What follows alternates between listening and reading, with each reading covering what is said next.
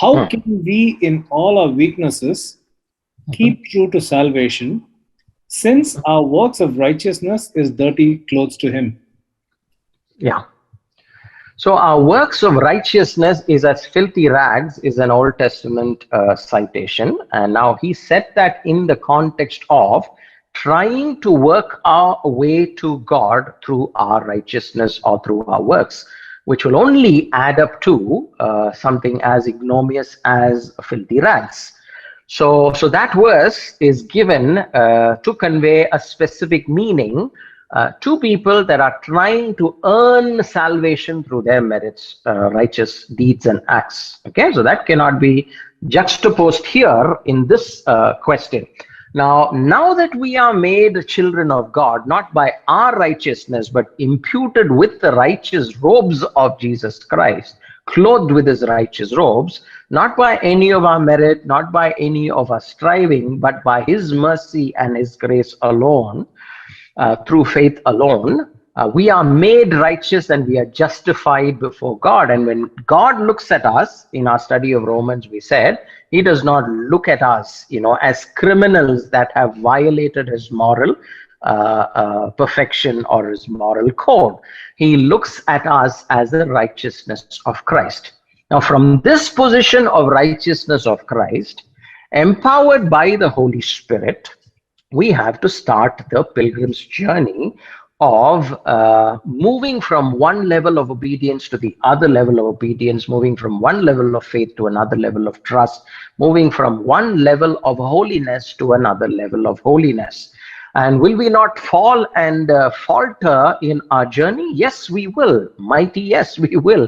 We will fall and falter, but we would have made much progress and we would make our peace the moment we fall and falter. The next time, God will empower us not to so easily fall in the areas that we are so prone to falling. And if we continue to work out our salvation enabled and empowered by the Holy Spirit, continue to be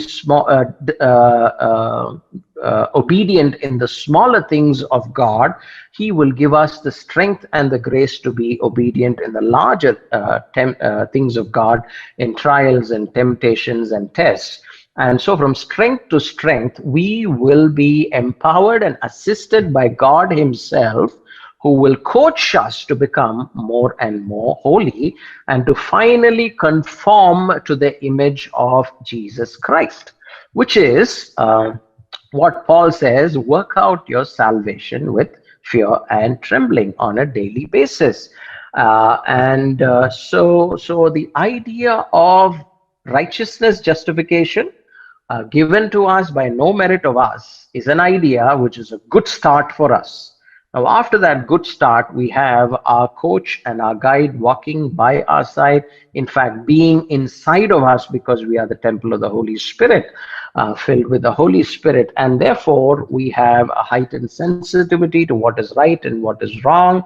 We have the conviction of the Holy Spirit when we do something wrong. We have the spiritual disciplines that we need to adopt to prayer and studying the word. We have this beautiful, spiritual dynamic of worshiping God. We have this lovely idea of community with God's people. Now, all of this together has to spur and egg us on forwards. And finally, after having done this work of sanctification, we would have reached that point of being glorified when we meet the Lord face to face. And so that's how the Christian pilgrim's progress actually happens, and we will reach the rest of God or the abode of God.